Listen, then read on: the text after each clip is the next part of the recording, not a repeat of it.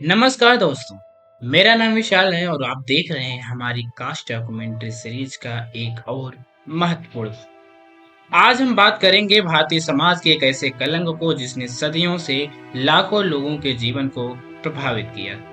अस्पृश्यता और सामाजिक निष्कासन। क्या आपने कभी सोचा है कि अस्पृश्यता जैसी कुप्रथा की शुरुआत कैसे हुई? कैसे एक समाज के भीतर ही कुछ लोगों को इतना हाशिए पर धकेल दिया गया कि उनका स्पर्श भी अपवित्र माना जाने लगा? आज हम इन्हीं सवालों के जवाब तलाशेंगे और समझेंगे कैसे यह प्रथा भारतीय समाज में गहरी जड़ी जमा गई। हमारी यह डॉक्यूमेंट्री न सिर्फ इतिहास को समझने का प्रयास है, बल्कि उन मानसिकताओं पर भी प्रकाश डालती है जो इस तरह की सामाजिक असमानताओं को जन्म देती है। साथ ही हम जानेंगे कि कैसे कुप्रथा के खिलाफ संघर्ष हुआ और आज भी जारी है। अस्पृश्यता की जड़ें भारतीय इतिहास में बहुत गहरी हैं। हालांकि विद्वानों के बीच इसकी सटीक शुरुआत पर मतभेद है, फिर भी अधिकांश इतिहासकार वैदिक काल के उत्तर काल से लेकर मध्यकालीन समय तक इसके विकास को देखते हैं। प्रारंभिक वैदिक काल 1500 से 1000 ईसा पूर्व के दौरान समाज में वर्ण व्यवस्था थी, लेकिन अस्पृश्यता का प्रमाण नहीं मिलता। वैदिक साहित्य में 4 वर्णों ब्राह्मण, क्षत्रिय, वैश्य और शूद्र का उल्लेख है, लेकिन इन वर्णों के बीच पेशे पर आधारित विभाजन था, न कि जन्म पर आधारित कठोर सीमाएं। ऋग्वेद के पुरुष सूक्त 10.90 में वर्ण व्यवस्था में उल्लेख मिलता है, जहां विराट पुरुष के शरीर के विभिन्न अंगों से 4 वर्णों की उत्पत्ति बताई गई है, लेकिन इसमें अस्पृश्यता का कोई संकेत नहीं।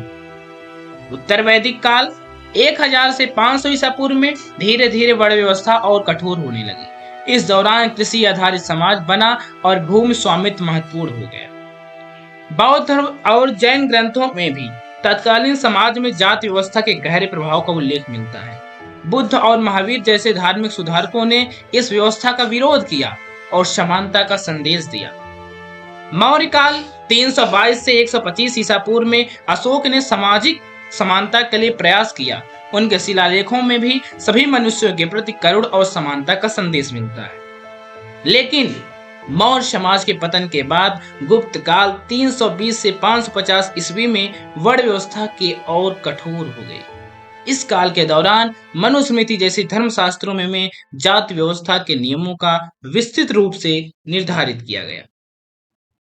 मनुस्मृति में लिखा गया, अशुद्ध जन्म, संस्कारों का अभाव, वेदाध्ययन न करना, इन कारणों से शूद्र जात के लोग निम्न स्थिति में हैं। इस तरह के ग्रंथों में निम्न वर्गों के प्रति भेदभाव का धार्मिक वैधता प्रदान की। मध्यकाल 12वीं से 18वीं शताब्दी तक आते आते अस्पृश्यता एक स्थापित प्रथा बन चुकी थी। कुछ समुदायों को इतना निम्न माना जाता था कि उन्हें सार्वजनिक स्थानों, मंदिरों और कुओं को उपयोग करने से रोक दिया गया। ऐतिहासिक अध्ययनों से पता चलता है कि 16वीं से 17वीं शताब्दी तक दक्षिण भारत में लगभग 80 से अधिक अलग अलग प्रकार के भेदभावपूर्ण प्रतिबंध अस्पृश्य समझे जाने वाले समुदायों पर लागू थे। अस्पृश्यता केवल धार्मिक प्रथा नहीं थी, बल्कि इसके पीछे एक गहरी सामाजिक आर्थिक कारण भी थी। आइए समझते हैं कि कैसे आर्थिक संबंध इस व्यवस्था को मजबूत करते थे। भारत के पारंपरिक ग्रामीण समाज में जमीन पर नियंत्रण उच्च जातियों के पास था। इसने एक ऐसी व्यवस्था को जन्म दिया जिसमें भूमिहीन अस्पृश्य समुदाय भूमि स्वामियों पर आर्थिक रूप से निर्भर रहे। ग्रामीण भारत में प्रचलित जजमानी व्यवस्था के तहत विभिन्न जातियां अलग अलग सेवाएं प्रदान करती थी। अस्पृश्य माने जाने वाले समुदायों को अक्सर वे काम सौंपे जाते थे जिन्हें अशुद्ध माना जाता था, जैसे चमड़े का काम, सफाई और मृत पशुओं का निपटान। अध्ययनों से पता चलता है कि 19वीं शताब्दी के अंत दक्षिण भारत से कई हिस्सों में अस्पृश्य समुदायों के 90% से अधिक लोग भूमिहीन थे और उच्च जातियों के खेतों में मजदूरी करते थे। औपनिवेशिक काल में ब्रिटिश शासन ने भूमि के स्वामित्व और कराधान की नई व्यवस्था लागू की, जिसने जात की आधारित असमानताओं को कई मामलों से मजबूत कर दिया। 1931 की जनगणना के अनुसार अखिल भारतीय स्तर पर लगभग 50 मिलियन लोग अस्पृश्य श्रेणी में थे, जो कुल आबादी का लगभग 15% था। डॉक्टर अम्बेडकर ने अपनी पुस्तक एनिहिलेशन ऑफ कास्ट 1936 में जो लिखा था, उसमें लिखा कि अस्पृश्यता केवल धार्मिक प्रथा नहीं है, यह एक आर्थिक व्यवस्था है जो कुछ लोगों को आजीविका के साधनों से वंचित करती है और उन्हें दूसरों पर निर्भर बनाती है। महात्मा गांधी ने भी अस्पृश्यता को हिंदू धर्म का कलंक कहा और उसके उन्मूलन के लिए आजीवन संघर्ष किया। अस्पृश्यता ने विभिन्न रूपों में समाज में अपनी जगह बनाई। आइए समझते हैं इसके विभिन्न प्रकार और प्रभाव क्या थे। अगर हम समझने की कोशिश करें इसकी भौतिक अस्पृश्यता क्या थी, इसमें अस्पृश्य माने जाने वाले व्यक्ति का स्पर्श वर्जित था। उच्च जाति के लोग ऐसे व्यक्ति के स्पर्श से बचते थे और अगर अनजाने में स्पर्श हो जाता तो शुद्धिकरण की प्रक्रिया करनी पड़ती। दूसरा, आवासीय पृथक्करण किया गया। अस्पृश्य समुदायों को गांव से बाहर या अलग बस्तियों में रहने के लिए मजबूर किया जाता था। इन बस्तियों को चेरी, पल्ली या टोला जैसे नामों से जाना जाता था। एक अध्ययन बताता है कि 1950 के दशक तक भारत के 70% से अधिक गांवों में अस्पृश्य समुदाय अलग अलग बस्तियों में रहते थे। तीसरा पॉइंट इसका सार्वजनिक स्थानों पर प्रतिबंध थी। अस्पृश्य की मंदिरों, स्कूलों, कुओं और अन्य सार्वजनिक स्थानों पर प्रवेश से रोका जाता था। और चौथा इसका पॉइंट है 2 गिलास में व्यवस्था थी। कई स्थानों पर अस्पृश्यों के लिए अलग बर्तन रखे जाते थे। चाय की दुकानों पर उनके लिए अलग गिलास होते थे जिन्हें मटका कहा जाता था। शिक्षा से वंचित। परंपरागत रूप से अस्पृश्य समुदायों को शिक्षा का अधिकार नहीं था। वेद पढ़ना तो दूर, उन्हें वेद सुनने तक की अनुमति नहीं थी। व्यवसायिक प्रतिबंध। अस्पृश्य समुदायों को केवल निर्धारित व्यवसायों में ही काम करने की अनुमति थी, जैसे चमड़े का काम, सफाई और मृत पशुओं का निपटान। इन प्रतिबंधों का सबसे गहरा प्रभाव मानसिक और भावनात्मक था। निरंतर अपमान और भेदभाव ने पीढ़ियों में हीनता की भावना पैदा की। डॉक्टर अम्बेडकर ने अपने अनुभवों के बारे में लिखा, जाति व्यवस्था एक ऐसा पहाड़ है जो हर कदम पर आपको कुचलता है। यह आपकी प्रतिभा को दबा देता है, आपके आत्मविश्वास को कम कर देता है और आपको हमेशा अपनी औकात में रहने के लिए मजबूर करता है। सामाजिक वैज्ञानिकों के अध्ययन बताते हैं कि अस्पृश्यता का अंतर पीढ़ीगत प्रभाव पड़ता है, जो शिक्षा, स्वास्थ्य और आर्थिक अवसरों तक पहुंच को प्रभावित करता है। आज भी अनुसूचित जाति के समुदायों में साक्षरता दर राष्ट्रीय औसत से लगभग 10% कम। धार्मिक स्थानों पर प्रतिबंध आध्यात्मिक और सांस्कृतिक अलगाव का कारण बनता था। कई मंदिरों में अस्पृश्यों का प्रवेश निषेध के बोर्ड लगे होते थे। इतिहास साक्षी है कि जहां भी अत्याचार हुआ वहां प्रतिरोध भी पनपा। अस्पृश्यता के खिलाफ भी कई आंदोलन हुए जिन्होंने समाज को बदलने का प्रयास किया। मध्यकालीन में भक्ति और सूफी आंदोलन ने जाति व्यवस्था की आलोचना की और सामाजिक समानता का संदेश दिया। संत रविदास, कबीर और नामदेव जैसे संतों ने अपनी दोहों और भजनों के माध्यम से सामाजिक भेदभाव के खिलाफ आवाज उठाई। संत रविदास, जो स्वयं एक चमार परिवार में जन्मे थे, उन्होंने कहा, जात पात पूछे न कोई, हरि को भजे सो हरि का होई। 19वीं शताब्दी में महाराष्ट्र में ज्योतिबा फूले ने 1873 में सत्यशोधक समाज की स्थापना की। उन्होंने न केवल जाति व्यवस्था की आलोचना की बल्कि दलित और स्त्रियों के लिए शिक्षा के अवसर भी प्रदान किए। दक्षिण भारत में ईवी रामास्वामी पेरियार ने आत्मसम्मान आंदोलन, सेल्फ रिस्पेक्ट मूवमेंट शुरू किया, जिसने जाति व्यवस्था और ब्राह्मणवाद का विरोध किया। महात्मा गांधी ने अस्पृश्यता को हिंदू धर्म का कलंक कहा और उसके उन्मूलन के लिए हरिजन आंदोलन चलाया। उन्होंने 1932 में यरवदा जेल में आमरण अनशन किया, जिसके परिणाम स्वरूप पूना पैक्ट हुआ। गांधी जी ने कहा, अस्पृश्यता हिंदू धर्म पर एक ऐसा कलंक है जिसे मिटाना हर हिंदू का कर्तव्य है। डॉक्टर भीमराव अंबेडकर, जिन्होंने स्वयं अस्पृश्यता का दंश झेला था, अस्पृश्यता विरोधी आंदोलन के सबसे प्रमुख नेता बने। उन्होंने 1927 में महाराष्ट्र के महाड़ में चौदार तालाब सत्याग्रह का नेतृत्व किया, जहां अस्पृश्य समझे जाने वाले लोगों ने सार्वजनिक तालाब से पानी पीकर सामाजिक बराबरी का अधिकार जताया। 1935 में येवला सम्मेलन में डॉक्टर अम्बेडकर ने घोषणा की, मैं हिंदू धर्म में पैदा हुआ हूं लेकिन हिंदू धर्म में नहीं मरूंगा। बाद में 1956 में उन्होंने लाखों अनुयायियों के साथ बौद्ध धर्म अपनाया। स्वतंत्रता के बाद भी दलित पैंथर्स दलित साहित्य आंदोलन, बहुजन समाज पार्टी और अन्य कई संगठनों ने जाति आधारित भेदभाव के खिलाफ संघर्ष जारी रखा। दलित साहित्य ने अस्पृश्यता के अनुभवों को प्रामाणिक रूप से व्यक्त किया। नामदेव ढसाल, ओम प्रकाश वाल्मीकि और सुशील ढाकबाउर जैसे लेखकों ने अपने अनुभवों को शब्दों में ढाला। 1970 से 80 के दशक में महाराष्ट्र में दलित पैंथर्स की स्थापना हुई, जिसने जात की व्यवस्था के खिलाफ एक आक्रामक प्रतिरोध का रूप लिया। यह आंदोलन अमेरिका के ब्लैक पैंथर्स आंदोलन से प्रेरित। स्वतंत्र भारत ने अस्पृश्यता को समाप्त करने के लिए संवैधानिक और कानूनी उपाय किए।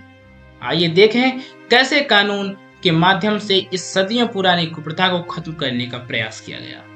भारतीय संविधान, जिसके मुख्य वास्तुकार डॉक्टर भीमराव अंबेडकर थे, ने अस्पृश्यता को कानूनी रूप से खत्म कर दिया। संविधान को अनुच्छेद 17 में स्पष्ट रूप से कहा गया है, अस्पृश्यता का अंत किया जाता है और इसका किसी भी रूप में आचरण निषिद्ध है। अस्पृश्यता से उत्पन्न किसी भी नियोक्ता को लागू करना एक दंडनीय अपराध होगा। इसके अलावा संविधान के अन्य प्रावधान भी हैं जो समानता और भेदभाव रहित समाज की नींव रखते हैं।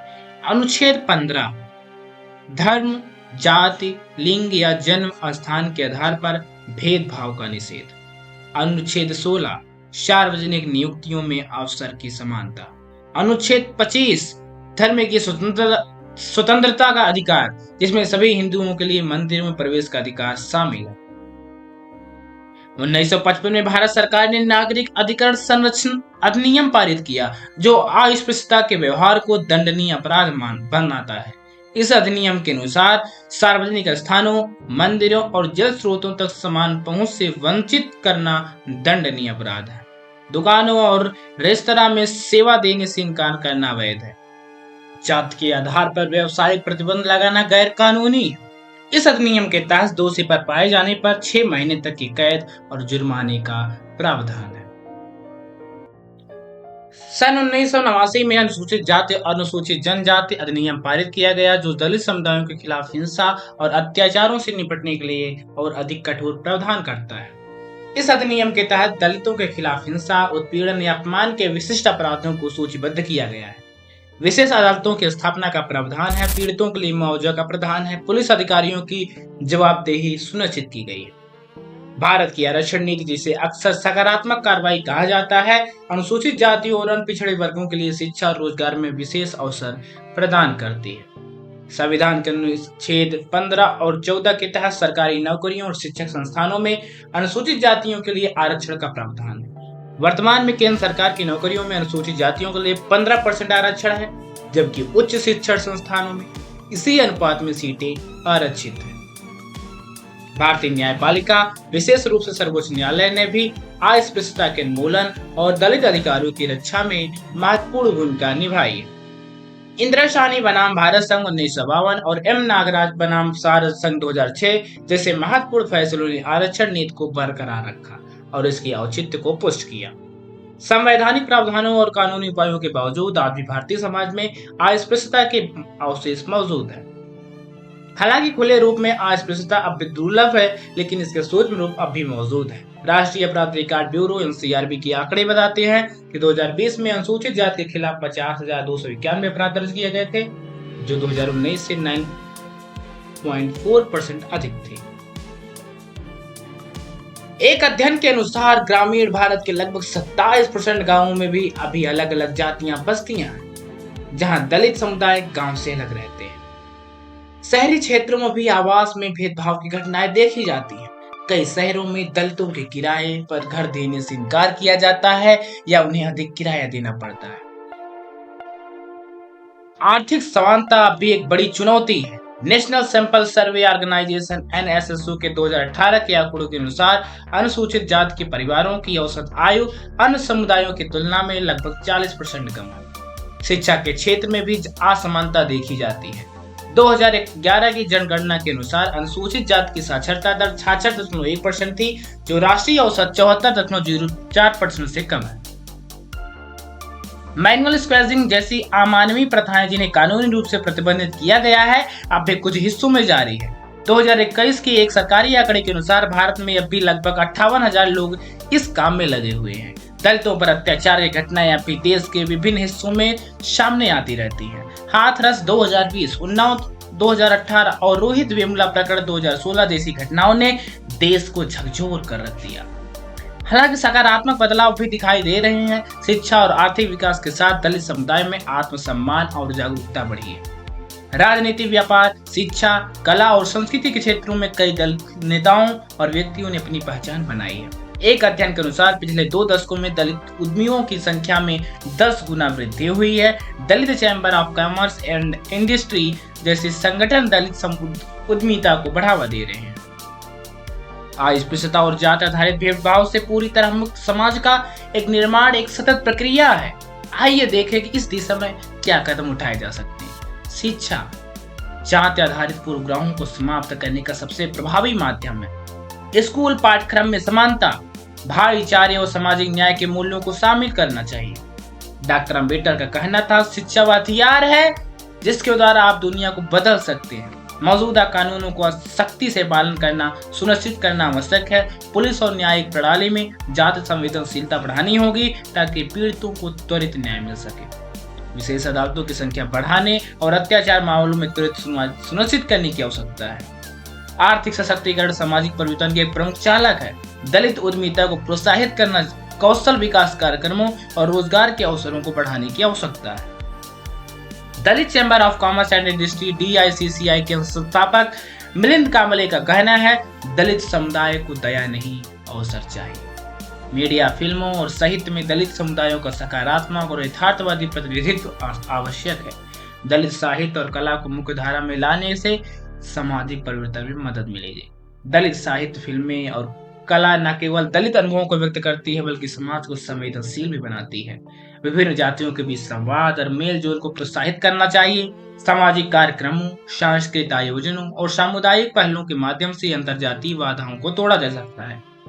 अध्ययनों से पता चलता है कि मिश्रित सामाजिक वातावरण में बड़े हुए बच्चे कम पूर्वाग्रही होते हैं। धार्मिक नेताओं और संस्थाओं को समानता और भाईचारों का संदेश फैलाना चाहिए। अनेक धार्मिक सुधारकों ने जाति व्यवस्था का विरोध किया है, उनके विचारों को प्रचारित करना चाहिए। कई मंदिरों ने अपने दरवाजे सभी के लिए खोल दिए हैं और दलित पुजारियों की नियुक्ति की है। यह एक सकारात्मक कदम है। अस्पृश्यता का पूर्ण उन्मूलन और सामाजिक समानता का लक्ष्य प्राप्त करना एक लंबा सफर है, लेकिन यह संभव नहीं है। हर नागरिक को इस परिवर्तन का हिस्सा बनना होगा। डॉक्टर अंबेडकर के शब्दों में, लोकतंत्र का अर्थ केवल शासन प्रणाली नहीं है, यह मुख्य रूप से एक साथ रहने का एक तरीका है। इसका मूल अर्थ है समाज के सदस्यों के बीच सम्मान और समानता की भावना। हमने आज और अस्पृश्यता की शुरुआत, इसके विभिन्न रूपों, प्रभावों और इसके खिलाफ संघर्ष की यात्रा को जाना। यात्रा भी जारी है। भारत की महानता इसकी विविधता में है। हमारे देश की असली ताकत अब भी उभरेगी जब हर नागरिक बिना किसी भेदभाव के अपनी पूरी क्षमता का उपयोग कर सके। अस्पृश्यता और जाति आधारित भेदभाव के खिलाफ संघर्ष सिर्फ दलित समुदाय का नहीं बल्कि हर भारतीय का संघर्ष होना चाहिए। यह हमारे संविधान के मूल्यों, समानता, न्याय और भाईचारा के लिए संघर्ष है।